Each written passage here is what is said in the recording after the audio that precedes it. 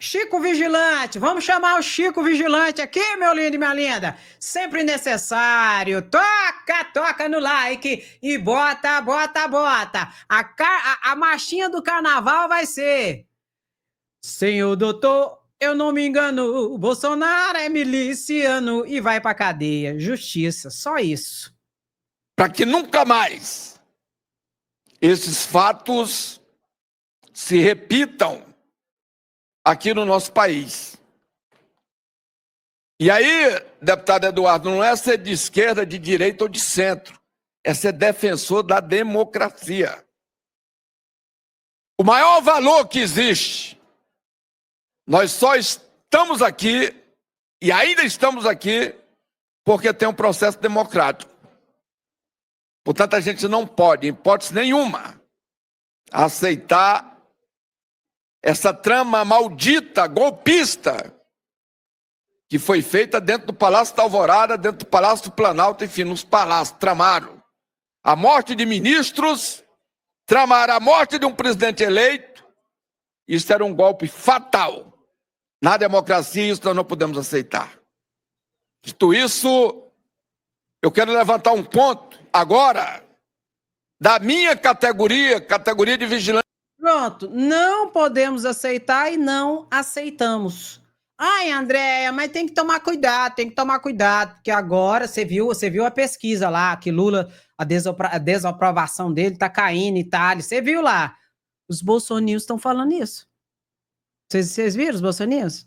Saiu uma nova pesquisa aí, que Lula aumentou a desaprovação de Lula, aí os bolsominions estão tudo reverberando isso aí. Ué, mas não tô entendendo esse povo não, ué. Eles não acreditavam na Globo. Diz que a Globo era comunista. Agora estão acreditando? Eles não acreditavam em nenhum tipo de pesquisa. Agora estão acreditando em pesquisa? O que foi acontecer com vocês? Só sei de uma coisa. Ninguém derruba Lula em 2026. Pode chorar, pode vir com essas pesquisas aí, pode vir o que for. Quem é que vai derrubar Lula? Não tem um. Ai, Bolsonaro, não, pelo amor de Deus, evolui o debate. Bolsonaro é inelegível, daqui a pouco presidiário. Evolui o debate. Não tem um para derrubar Lula. Enquanto isso, eles usam o direito do jus esperneante. A elite golpista de um lado, os golpistas extremistas do outro, para fazer o quê? Tentar criar as cortinas de fumaça. Enquanto isso, Lula trabalha e quem realmente quer trazer resultados positivos para o Brasil, trabalha. E muitos vão ter que esconder o rabo diante dessa situação aqui, ó. Como o Janones vai explicar aqui. Dizem que são a favor da família. Então, agora é a hora de saber se eles são a favor de todas as famílias ou só das famílias preconceituosas, das famílias racistas, das famílias que apoiam golpistas, das famílias que apoiam matar o presidente da República, o presidente do STF e o vice-presidente da República, ou se eles são realmente a favor da família trabalhadora, de quem tem que sair, suar para colocar comida na mesa. Aí eu parto para encerrar, só parabenizando pela escolha do nome. Vida além do trabalho, VAT. Essa sigla, essa frase, ela resume tudo. É isso que nós estamos defendendo, é isso que a PEC do RIC, da deputada Érica, defende. Vida além do trabalho. E aí, mais uma vez, a gente vai ver, nós vamos ter a oportunidade de descobrir se quem compõe esse parlamento defende realmente a vida, que eles batem tanto no peito para dizer que defende. Se eles defendem a vida, que essas pessoas têm que ter o direito à gestação, à vida, para depois servir de escravo para eles, ou se eles realmente defendem a vida de todos os trabalhadores, do pobre, do negro, de quem está na periferia e tem que se matar trabalhando 6 dias por semana, enquanto nós estamos aqui na mamata, né? Nós estamos aqui na escala 2/5.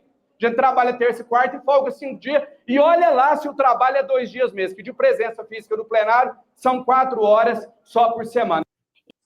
Falou tudo. Porque agora nós vamos saber quem é que está do lado do povo mesmo ou não. Quem é que vai votar contra o fim da escala 6/1, que faz com que o trabalhador não tenha contato com a família. Porque tem que trabalhar tanto que não tem contato com a família, não tem tempo de pensar, de raciocinar, de fazer um esporte, de fazer alguma coisa para uma vida além do trabalho, como chama, VAT, vida além do trabalho. E quem é que vai votar a favor do povo? Tem muito deputado e senador aí que já está escondendo. Chega o jornalista lá, fala, ô deputado, vem cá, ô senador, vem cá, ele vai lá todo. Vamos falar, eu quero que o senhor me responda aqui a questão do fim da escala 6x1. Não, eu tô ocupadíssimo, minha agenda, não dá para me dar entrevista agora não. Pega e sai. Agora nós vamos saber quem é que tá do lado do povo, quem é que não tá do lado do povo.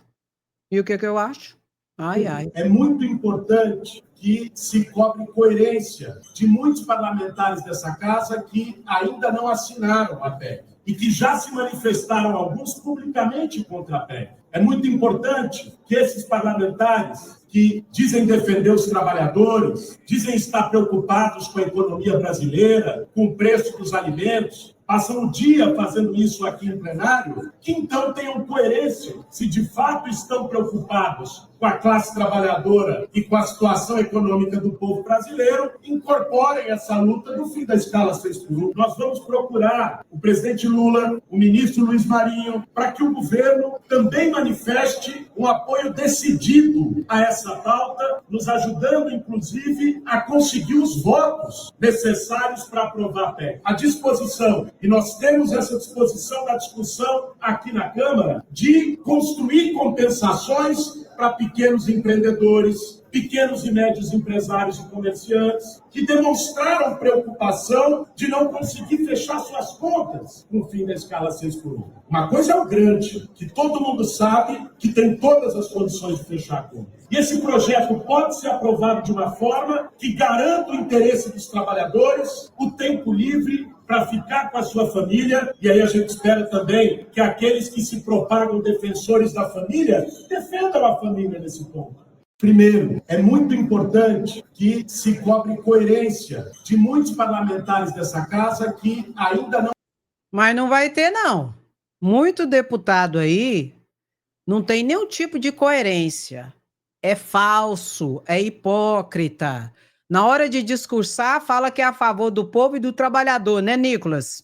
Mas na hora de votar e colocar a assinatura dele e o voto dele, ele faz contra os trabalhadores, a favor da elite, dos grandes empresários e de tudo mais. Então será uma grande oportunidade. Então, enquanto tem os golpistas, os extremistas, morrendo de medo da cadeia, tem quem trabalha a favor do Brasil. Tem, graças a Deus, tem deputados e senadores que trabalham a favor do povo, a favor do crescimento do Brasil. Graças a Deus. E tem o Supremo Tribunal Federal que está sendo atacado e assediado. Mas enquanto ele está sendo atacado e assediado, está ocorrendo um movimento de maior união entre os ministros do Supremo Tribunal Federal, de modo que esse assinte, esse ataque e essas conspirações, né, Eduardo Bolsonaro, vai ser um grande tiro no pé de vocês, conspiradores, golpistas e criminosos. E o que eu acho? Eu acho que tem que haver justiça. Só isso. E agora eu não posso deixar de reverberar aqui. Ontem eu mostrei para vocês a aula de Alexandre de Moraes, a aula maestral, magna do ministro Flávio Dino. Maravilhoso.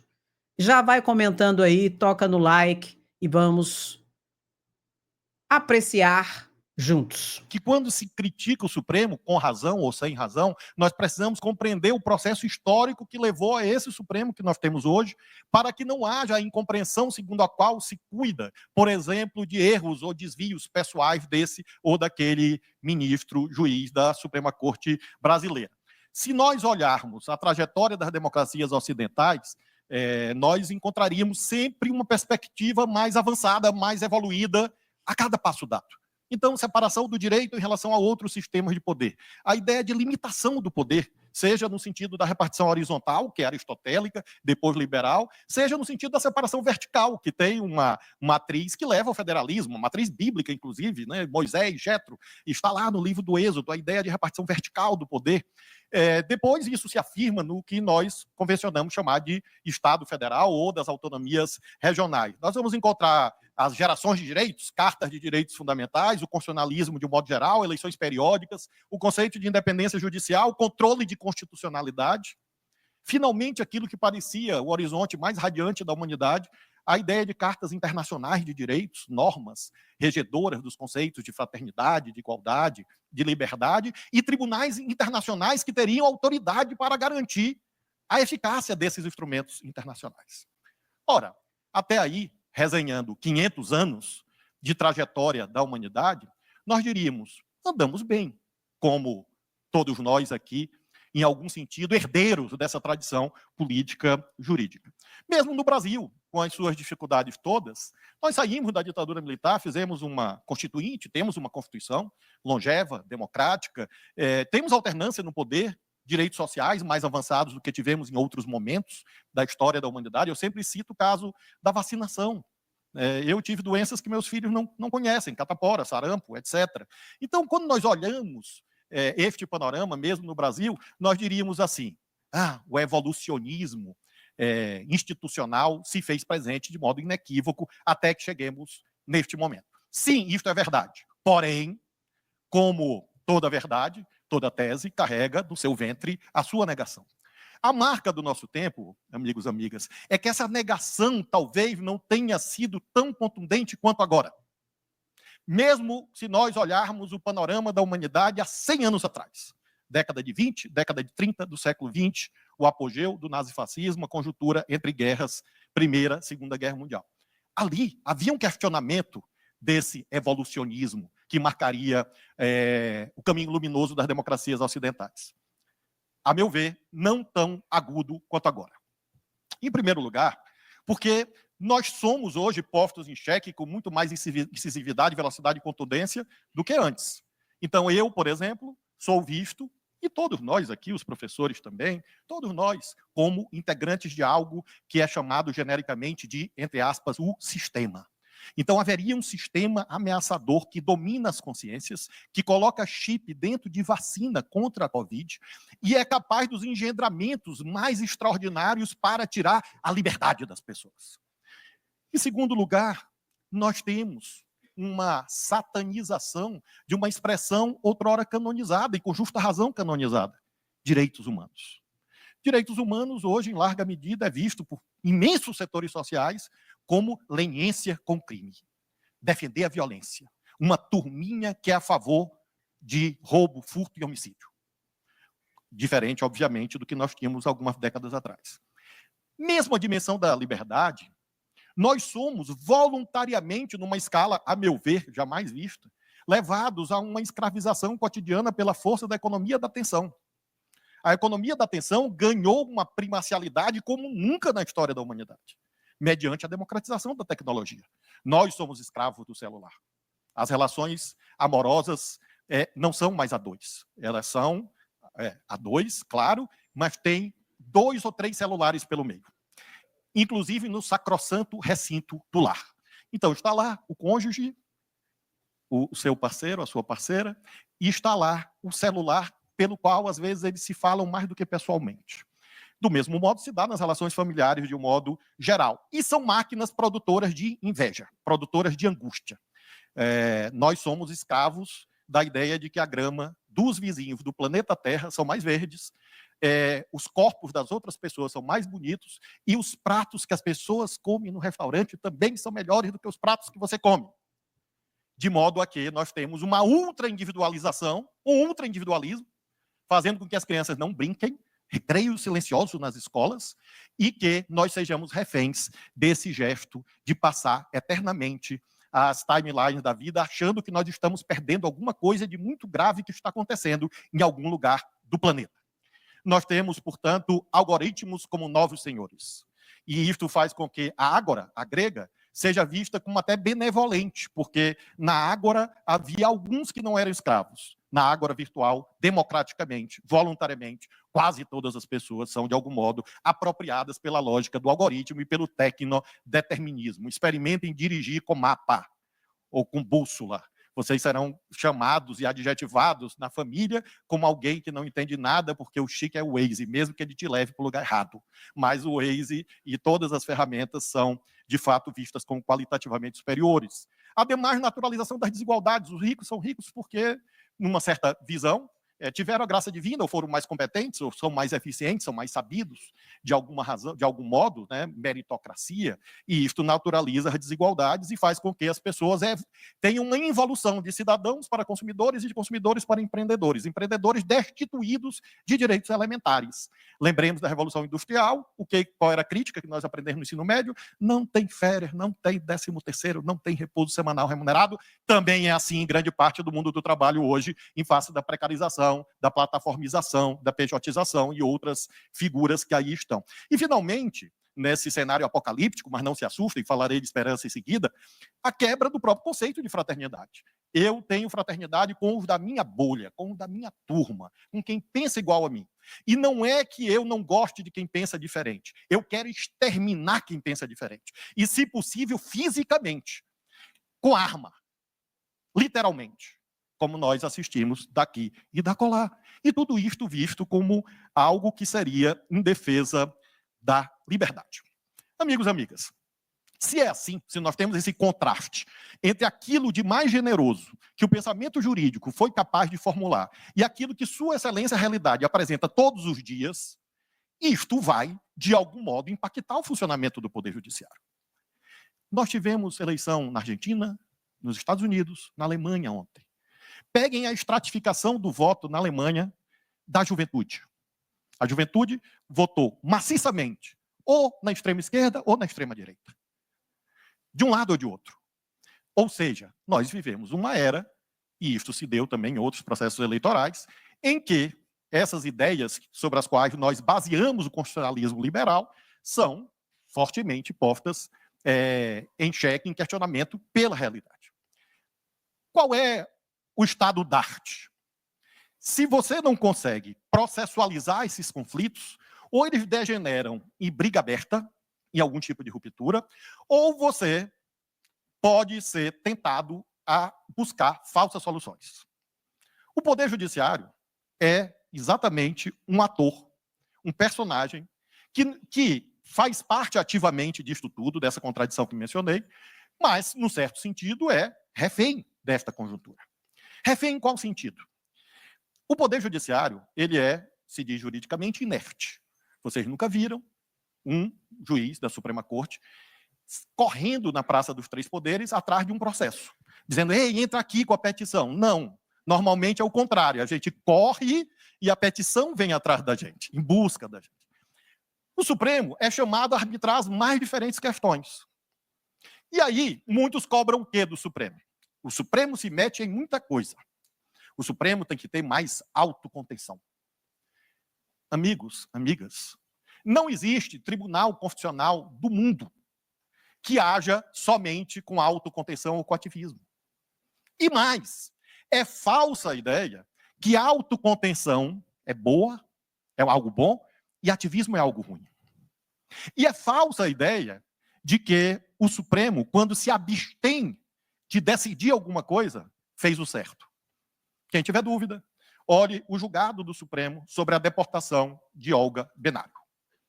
Uma cidadã, alemã é verdade, casada com um brasileiro, grávida de um bebê, e que foi deportada para a Alemanha e morreu no campo de concentração, e buscou evitar essa deportação onde, adivinhem? No Supremo Tribunal Federal. E o que foi que meus colegas da época disseram? Isso é ato político, não é conosco. Autocontenção. É certo entregar uma mulher grávida para morrer no campo de concentração? E o ativismo? Essa expressão cunhada na década de 40 nos Estados Unidos. Muita gente diz assim, o Supremo é muito ativista. A Suprema Corte dos Estados Unidos foi que inventou isso. Vocês sabem para quê? Para, no século XIX, dizer que escravo não tinha direito. Ativismo. Dizendo, olha, escravo não pode litigar aqui, porque não é um cidadão pleno. E depois, quando começaram os movimentos de positivação de direitos trabalhistas sociais, por leis, o caso mais conhecido, da chamada Era Lochner, na Suprema Corte dos Estados Unidos, é uma lei que limitava a jornada de trabalho dos padeiros em 12 horas, em Nova York. A Suprema Corte declarou inconstitucional, porque violava o direito de propriedade, violava a livre iniciativa. Ativismo. E isso durou até a década de 30 do século XX. Então, sobre essa contradição a que fiz alusão, Não é possível imaginar que o Supremo Tribunal Federal brasileiro vai dar uma resposta automática à crítica, ou de autocontenção ou de ativismo, sem levar em conta o caso concreto. E quando adotar uma postura absenteísta de dizer isso não é conosco, isso pode estar certo ou pode estar errado, e vice-versa. Por que que eu coloco essa questão para vocês? Porque a pressão que é feita, pressão social, sobre o Supremo e sobre os seus integrantes, a meu ver, muitas vezes, quando se fala em autocontenção, ou seja, não julgue isso, o que se busca é outra coisa. O que se busca é omissão, conivência, prevaricação. E o Brasil não precisa disso. Claro que ao decidir muito, o Supremo, até por efeito aritmético, erra. Evidentemente, como qualquer instituição falível. Mas o erro maior, a meu ver, seria, nesse instante tão difícil da história da humanidade, dizer que isso não é um problema jurídico, é um problema político. Seria mais cômodo. Minha mãe ia ficar mais feliz, ia ser menos xingada. Eu teria menos preocupações pessoais. Talvez sofresse menos. Mas, em relação a certos temas tão fundamentais, de fato não é um tema que interesse ou que seja de competência do Supremo Tribunal Federal, exemplifico com 3 situações para levar a resposta a essa pergunta. O Supremo brasileiro é muito ativista e deve ter mais autocontenção, autolimite, ou ele se vê levado a exercer um papel mais largo exatamente pelo nosso tempo e pelo contraste entre o acervo teórico próprio do mundo jurídico e aquilo que se vê na realidade. Quais são os 3 temas? Primeiro, o tema da própria largueza da regulação. Nós estamos, nesse momento, julgando, dizia o professor Vidal, a temática, e todos sabem, da regulação, entre aspas, da internet. Por que isto? Porque nós temos uma lei chamada Marco Civil da Internet, 2014. E, basicamente, essa lei foi feita, e eu acho que o professor Horácio mencionava há pouco, foi feita em 2012. E a tecnologia era de outro tipo. E a questão que foi posta lá, que está no artigo 19 da lei, é a seguinte: se eu faço uma postagem defendendo que a Laís seja agredida, a plataforma não é juridicamente responsável por essa minha postagem. Ela só é responsável se a Laís entrar na justiça. Eu nem pensei nisso, tá? Fica tranquila. É porque ela ficou meio assustada, que eu me aproximando. A plataforma só é juridicamente responsável se a Laís entrar na justiça, o juiz der uma liminar, o juiz mandar tirar essa minha postagem e a plataforma não tirar. Aí a Laís pode pedir uma providência, inclusive indenizatória, da plataforma. Artigo 19 da lei. A questão é que, de 2012 para cá, a tecnologia se intensificou. Existia um troço no passado, alguns vão lembrar, chamado Orkut. O Chico riu, porque ele é antes do Orkut, ele é do tempo do telegrama. Então, existia Orkut, pessoal. Não existia essa instantaneidade que hoje, inclusive, escraviza o tal do jornalismo profissional. O volume de notícias e de postagens é avassalador. E mais, o mais importante, do ponto de vista jurídico, as plataformas deixaram de ser espaços, ambientes neutros no que se refere à circulação da informação. As plataformas definem o que nós olhamos. Definem por interesses comerciais. É o modelo de negócios. Eu não estou fazendo um julgamento moral. É uma constatação. Como é que sustenta aquilo ali? Sustenta monetizando a nossa atenção. E para monetizar a nossa atenção, existe um sistema, os tais algoritmos, que recomendam patrocínios que fazem com que esse negócio se torne o mais rentável do planeta Terra na história da humanidade. Os milionários, os bilionários do nosso tempo eram os donos de petroleiras, eram os donos de terras, eram os donos de grandes construtoras. Esses eram os bilionários. Os trilionários do nosso tempo são os proprietários das máquinas produtoras e circuladoras de informação, as Big Techs. Portanto, a pergunta jurídica é a seguinte: se eu posto algo contra a Laís, ou contra o Estado Democrático de Direito, ou algo racista, esta plataforma deve ter deveres jurídicos de não fazer. Por exemplo, não impulsionar, não aceitar a monetização, o patrocínio, e mesmo, de algum modo, não deve ter deveres jurídicos e algumas condutas de tirar do ar aquilo que não serve, aquilo que é incompatível com a ordem jurídica. E alguém vai dizer assim, mas Flávio, isso é impossível. Não, pessoal, isso já acontece. Artigo 21 do Marco Civil da Internet.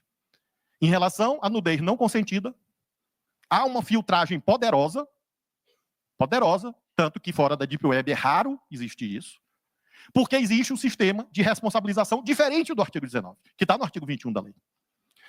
O Supremo está lá, antes, inclusive, da minha presença, e chegam os processos debatendo isto. O Supremo poderia dizer assim, este assunto é do Congresso Nacional. Enquanto o Congresso Nacional não fizer a lei, enquanto... Eu vou mudar de microfone só para trocar a bateria desse aqui, para melhorar. Oi. Alô. Só para trocar a bateria disso aqui, para melhorar um pouquinho. Obrigado. Tem? Ah, pronto. Obrigado. É um homem generoso. Melhor. É porque ele sabe que eu ia processar a PUC. Dados materiais imorais. Então, vejam, o Supremo... Só que não, professor. O Supremo recebe essa demanda. Se fosse uma resposta de autocontenção, diria, isso é lei, é no Congresso. E ficam nos jornais, os nossos colegas, e eu respeito a todos, escrevendo, dizendo assim, o Supremo está errando. Eu digo, Deus seja louvado, é a prova que é composto por gente, porque gente acerta e erra. Mas o Supremo tem que fazer como na Europa, que a regulação na Europa é fruto de leis votadas no parlamento. Extraordinário, de acordo. A pergunta seguinte é, e se não houver lei? Faz o quê? Obriga o parlamento a legislar? Ou, de algum modo, você enfrenta o problema? O Supremo, até aqui, foi chamado a julgar e está julgando. Já há 3 votos, do ministro Toffoli, ministro Fux e ministro Luiz Roberto Barroso, no sentido de haver algum tipo de responsabilização mais larga das plataformas. Principalmente nesses casos de apologia à violência contra a mulher, de racismo, de apologia a terrorismo, de introduzir pelo mesmo mecanismo em que a plataforma não precise de ordem judicial. Porque se a plataforma só é responsável depois da ordem judicial, significa dizer que ela tem, até a ordem judicial, um regime de irresponsabilidade. Ela pode fazer qualquer coisa. Mas essa plataforma, que não consegue moderar a ideia de que a Laís deve ser assassinada, consegue moderar que a Laís gosta de comer feijoada. E a cada sábado e domingo ela vai receber o quê? Uma propaganda de feijoada. E se eu pesquisar um sapato, eu vou receber propaganda de sapato e de viagem. Ou seja, o algoritmo é inteligente para impulsionar o que você quer, mas ele é burro para tirar aquilo que ofende a ordem jurídica. Nós precisamos, como sociedade, enfrentar o tecnodeterminismo. É a questão mais importante do nosso tempo. Ética, política, econômica e jurídica. Por que ela é mais importante do nosso tempo? Eu, quando peticionei a primeira vez, no século pretérito, o escritório de advocacia no qual eu trabalhava tinha um negócio chamado máquina de datilografia. Manual. Lembro da emoção quando chegou uma elétrica. E de lá para cá, eu entrei na magistratura em 1994. Impressora 9 agulhas, formulário contínuo, computador com aquela telinha, letrinhas verdes, revolução tecnológica. De lá para cá, a tecnologia foi fundamental para que o judiciário brasileiro funcione. Tecnologia e estagiário. Sem eles, não existia judiciário. Não existiria. A teria perecido. Mas, tanto um como o outro, auxiliares do julgador. Nunca substitutivos do julgador. No Poder Judiciário, nós temos no limiar de um tempo em que nós teremos máquinas capazes de julgar no meu lugar. Como se fosse eu. E de escrever um texto como se fosse eu. A partir dos meus textos. A partir do meu estilo. Eu tenho uma luta pedagógica com um menino dos filhos que eu tenho, um menino de 13, que toda vez que eu venho dar uma palestra, ele insiste em fazer o esquema no ChatGPT e me dá. Eu digo, eu não aceito, é uma reação, é uma rejeição principiológica. Eu não aceito nem ler. Ele diz, papai, tá bom. Aí eu, claro, me perdoe, não é vaidade. É a educação do menino. Eu digo, eu tenho certeza que o meu tá melhor. Mas é claro que eu não olho do ChatGPT. A questão é que o tecnodeterminismo vai entrando nas porosidades da nossa vida. nas relações pessoais, amorosas, profissionais, e tudo isso vai se dar sem regulação. Então, para colocar um remédio no mercado, a Anvisa tem que aprovar. Alguém, para colocar um avião para voar, a ANAC tem que autorizar. Alguém, para colocar um táxi, a prefeitura tem que autorizar. Mas alguém, para abrir uma plataforma e colocar notícias nas casas de todo mundo de manhã, tarde, de noite, não tem regulação, não tem responsabilização, em nome do quê? Da liberdade. Liberdade de quem? Do dono do negócio. Essa, portanto, é a questão jurídica que o Supremo está enfrentando. E, na minha ótica, o Supremo não tem como fugir dela. Mesmo recebendo editoriais. Faz parte do nosso ofício. Por isso que é preciso ter independência. Para não se assustar com a crítica. Reconhecer a legitimidade dela, mas não deixar de cumprir a nossa função. E o mundo todo, evidentemente, debate isso. Segundo tema, em relação ao qual, a meu ver, o Poder Judiciário não pode abrir mão. Nós estamos vivendo um tempo em que, pela primeira vez, seguramente nos últimos 100 a 200 anos, os mais jovens podem viver pior do que os seus pais. Isso nunca aconteceu antes da história da humanidade. Eu vivo melhor do que meu pai, que viveu melhor do que o pai dele. Por que isso? Volta ao resultado da Alemanha, da eleição da Alemanha. A precarização social gera desesperança. Com o celular na mão. Então é tempestade perfeita. É máquina de produzir sofrimento. Porque na vida concreta você não consegue realizar os seus objetivos. E ao mesmo tempo você vê no celular, supostamente, todas as outras pessoas realizando os seus objetivos. Vai todo mundo tomar remédio. Por isso que a indústria farmacêutica, abaixo da tecnológica, é a que mais progride. Então, amigos e amigas, se nós estamos vivendo a dificuldade no mundo do trabalho, esse é um tema jurídico. O que ocorre hoje no mundo do trabalho? Não vou falar de concurso público, que diminuiu bastante. Na nossa área jurídica, inclusive. Quando eu fiz concurso, 1990, 93, 94, era o paraíso do concurseiro, era um por semana. Hoje, evidentemente, há limites à expansão da máquina do Estado. Mas no mercado privado, nós estamos vivendo a era da desregulamentação. Ou seja, as pessoas trabalham sem direitos. Qual a consequência disso? Em primeiro lugar, claro, as pessoas que estão ingressando no mundo do trabalho não conseguem, por exemplo, tirar férias. E as mulheres não conseguem ter licença gestante. E qual é o efeito sistêmico na sociedade? Daqui a pouco ninguém se aposenta. Porque nós, a senhora está fora, eu e o professor Vidal, que já estamos próximos da idade de se aposentar, precisamos de que jovens ingressem no mercado de trabalho para pagar a nossa aposentadoria. Sistema de repartição. Se as pessoas não ingressam no mercado de trabalho, ou ao ingressar não têm direitos e não têm previdência, quem pagará a aposentadoria dos idosos, que são cada vez mais? Porque ninguém hoje pensa em morrer antes dos 80, Deus seja louvado. Então vai todo mundo para o SUS, para o plano de saúde e para a Previdência. E quem paga? O Supremo pode deixar de se debruçar sobre isso? Dizer, não, isso é com a política, é com a economia, mas não é um tema constitucional, não está no artigo 7º da Constituição. E eu tenho votado seguidamente no sentido de que o Supremo defenda o constitucionalismo social. Direitos não são estorvo. Direitos são sinais de desenvolvimento. Direitos não são obstáculos ao progresso material. Direitos são sinais de progresso material. São pré-condições para o verdadeiro progresso material. E nós estamos, portanto, com esse tema no Supremo Tribunal Federal. Gente, eu julgo isso todo dia. Todo dia, de algum modo, chega no Supremo alguém que está trabalhando como pessoa jurídica, alguém que está trabalhando como autônomo, alguém que foi plataformizado. E o debate é, mas em que regime constitucional ele está? Acho que esse é um tema que o Supremo não pode agir com autocontenção. É um dever julgar. E, finalmente, aquilo que se refere a políticas públicas. E isso é realmente o mais difícil. Mas não é só aqui no Brasil. Mencionei há pouco a Suprema Corte dos Estados Unidos, na década de 50, 1854, depois numa decisão de 1896, meio que legitimou o racismo contra os negros. Em 1954, um ex-governador da Califórnia, governador pelo Partido Republicano, Warren, foi indicado justice da Suprema Corte. E ele pauta o debate sobre, a partir de um caso, evidentemente, em 1954, sobre a doutrina dos separados porém iguais. Dizia assim, Pode existir escola para branco, pode existir escola para negro, não é racismo, desde que as escolas sejam iguais. Entenderam? Separados, porém iguais. E a Suprema Corte disse o óbvio. Disse, não, isto aqui, obviamente, até do ponto de vista psicológico, mas não só do ponto de vista material, significa a negação de direitos das crianças negras, dos jovens negros. 1954, do ponto de vista histórico, outro dia. A dessegregação das escolas nos Estados Unidos foi um processo que se estendeu por mais de 10 anos, sob monitoramento judicial.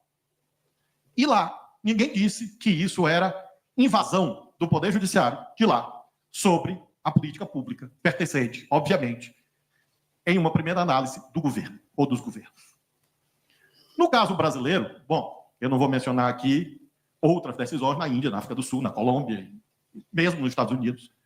Mas no caso brasileiro, pós-88, isso foi se tornando uma tendência. Eu mesmo sou relator de 3 ou 4 ações em que se debate política pública. Não a adjudicação tradicional do direito individual, mas o conteúdo e a compatibilidade de uma política pública com a Constituição. Cito o exemplo mais fácil. Preço dos cemitérios em São Paulo. Eu sou o relator. A política pública. O prefeito propôs, a Câmara aprovou, ela foi implementada. Até aí tudo bem. A pergunta que me foi feita ao Supremo, é: esta política pública, tal como implementada, é compatível com a Constituição? Sim ou não? Então, esse é um exemplo de um processo estrutural, em que se discute a estrutura burocrática da prefeitura para regular e fiscalizar esse serviço que é demandado a cada segundo pela população desta cidade. Eu li, mas li com muita atenção, colegas do direito, dizendo que eu estava com algum problema muito grave, porque eu estava querendo decidir até temas atinentes aos cemitérios de São Paulo. Eu, numa decisão, escrevi lá, e agora repito: se o Supremo Tribunal Federal do país não servir para, de algum modo, cuidar dos direitos das famílias que acabam de perder um pai, um filho, um irmão, esse tribunal não serve para nada. Porque não pode existir algo mais essencial do que a vida e a morte.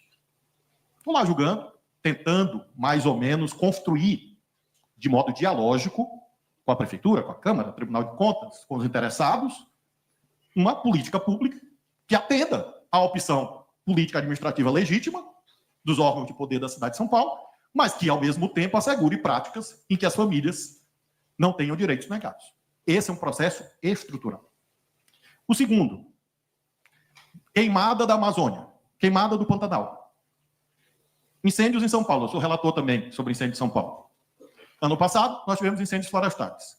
Uma resposta jurisdicional clássica diria: este não é um tema do Supremo, esse é um tema do Poder Executivo, é um tema do Poder Legislativo. A resposta que prestigia o chamado processo estrutural diz: olha, vamos buscar saídas juntos, que faça com que haja uma melhor eficácia nas políticas de prevenção e combate ao incêndio, para que as mudanças climáticas não signifiquem o sinal, aí sim, do apocalipse real, com os fenômenos climáticos extremos. Eu sou relator dessa ação. Ano passado, eu disse assim: governo federal, vocês estão com dificuldade de contratar bombeiros? O Supremo autoriza que vocês abram um crédito extraordinário para isto. Crédito extraordinário de 500 milhões de reais.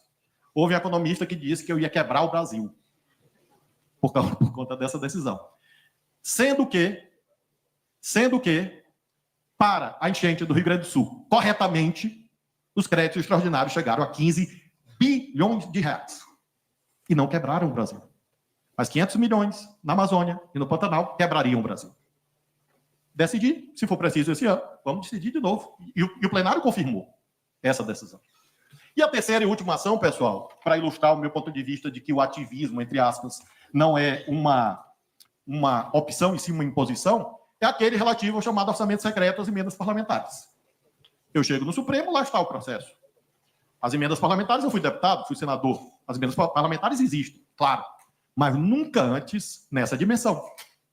E a estrutura regulatória não acompanhou a elevação do montante. Por exemplo, se criou algo chamado emenda PIX. A emenda PIX permite que um deputado ou um senador imponha ao governo transferir 10 milhões para o município Y, sem que ninguém diga para onde esse dinheiro vai. Se vai para a educação, se vai para a saúde, se vai para construir uma creche, se vai para comprar um equipamento. Eu acho que isso é incompatível com a Constituição. Tanto de adversário e de inimigo que eu já ganhei, porque eu disse, minha gente, vocês que escreveram na Constituição, não fui eu, não.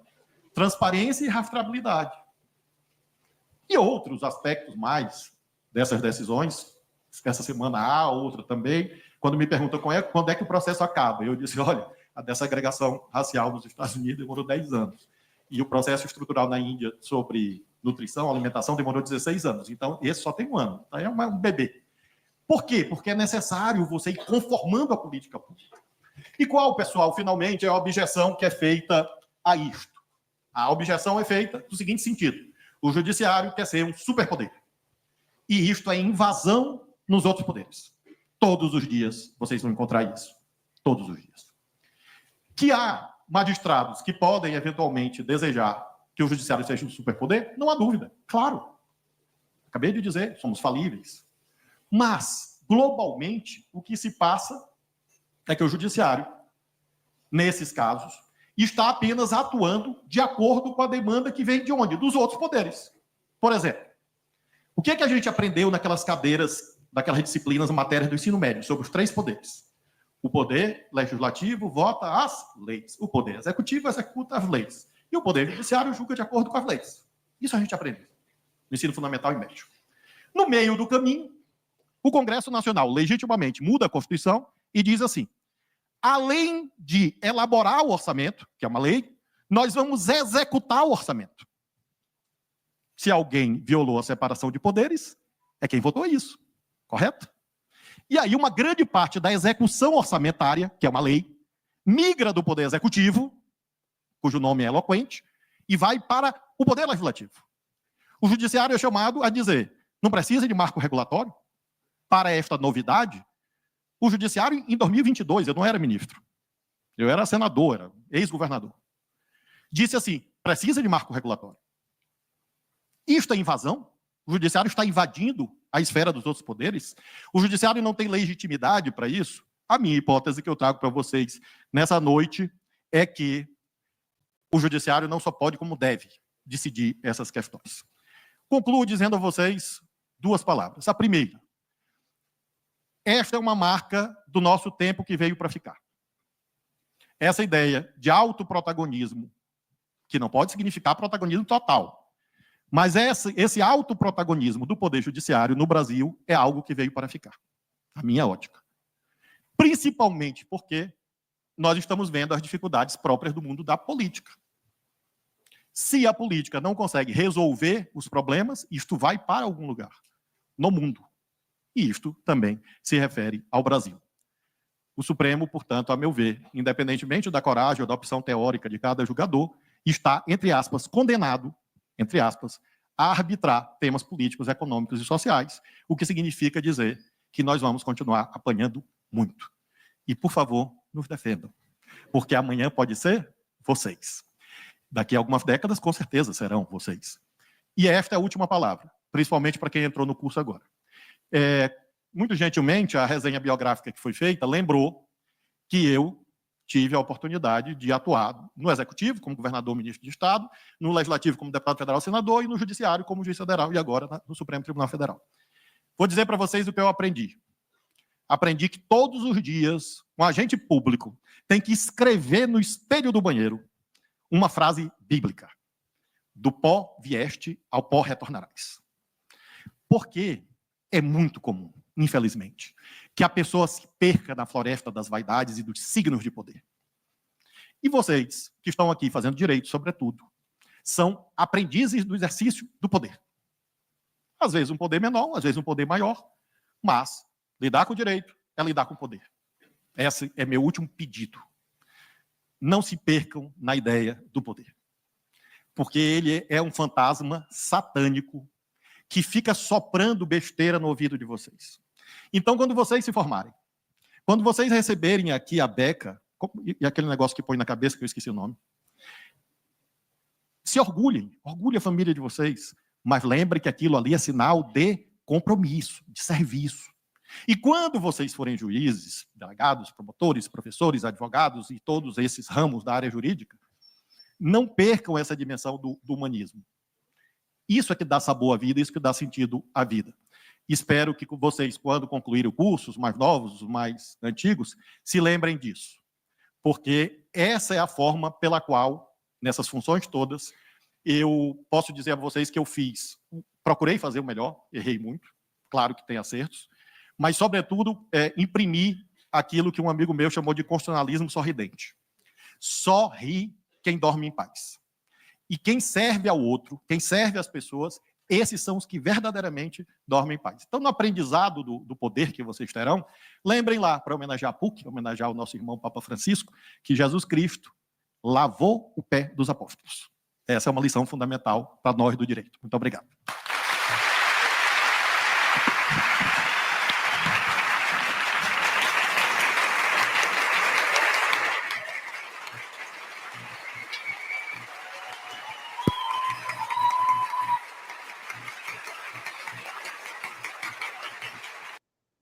É por isso que a gente aqui segue a receita de Flávio Dino. A gente sorri. Muitas vezes aqui, para a gente conseguir administrar o peso da frustração, né, do dissabor de alguns campos da política, a gente tem que rir, ser sorridente, porque senão a gente não dá conta, não é? Então, por isso que de vez em quando a gente tem que rir e rir mesmo, ser sorridente. Mas o resumo da ópera de toda essa aula maravilhosa de Flávio Dino, qual foi o resumo da ópera dessa aula? Foi o seguinte: Flávio Dino disse que o ativismo judicial é algo da nossa era e que o judiciário vai continuar com a postura ativista. Mas por quê, Andréia? Porque o legislativo legisla, o executivo executa e o Supremo interpreta a lei feita pelo legislativo e executada pelo executivo. Se a lei é feita e mal feita, o Supremo age e derruba. Se o executivo executa a lei mal executada, o Supremo age e exige a execução correta. E se porventura existir omissão no campo do legislativo não legislando, o que o Supremo faz? Decide. Mesmo não havendo lei, mesmo não havendo norma, o Supremo tem que dizer, quando eu digo Supremo, eu quero dizer todo o judiciário, porque isso que eu estou te explicando vale para o juiz lá de primeira instância.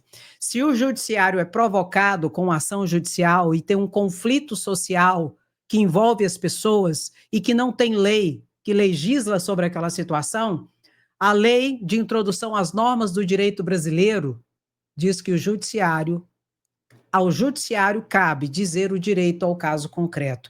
E não interessa se não tem lei. Ele tem que dizer, nem que seja a partir dos princípios do direito consuetudinário, que são os costumes, ou de casos semelhantes, que é a analogia. Então, se o Supremo hoje tem esse ativismo todo, é porque o legislativo falha e o executivo também falha. Porque se esses outros poderes fizessem o dever de casa, como está estatuído nas leis, na Constituição, ou na lei que deveria ter sido criada e não fora, o judiciário provocado, ele vai ter que decidir, interpretando a lei, se ela existir, ou suprindo a ausência da lei. Foi isso que Flávio Dino, em toda a dimensão dessa aula maravilhosa, quis dizer. Nós estamos num tempo em que o ativismo judicial é uma realidade. Ele foi muito elegante, porque esse ativismo é necessário, exatamente porque os outros poderes têm falhado nas suas missões. Entendeu, meu querido? E é muito importante a gente entender toda essa dinâmica.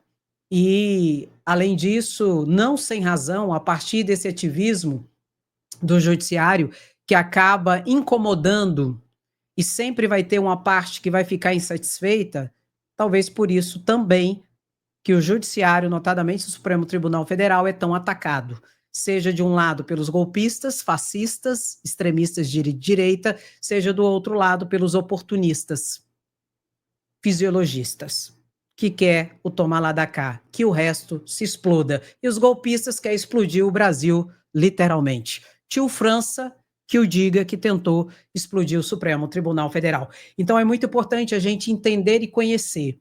E sempre que tiver aulas assim, eu quero assistir com vocês. Para quê, André? Para que a gente possa absorver, para que a gente possa aprender e assim não ser usado nem manipulado e crescermos juntos nessa nossa missão de resistência e a sem anistia.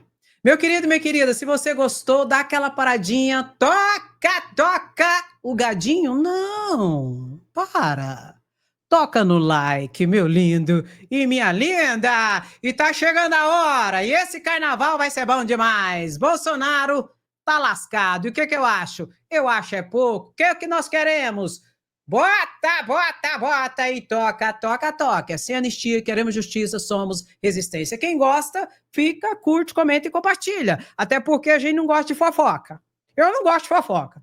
Eu não gosto de ficar cuidando da vida dos outros. Eu cuido da minha vida. Então nós temos que falar três sério aqui, entendeu? Ô, meu lindo e minha linda, muito obrigado pela sua presença, sapiência, resistência. Quem gosta, fica, curte, comenta e compartilha. Quem não gosta, Andréia, não se preocupe. Bolsonaro vai pra cadeia. Beijo no seu coração, muito obrigada. Até a próxima live, se cuida. Tchau, tchau.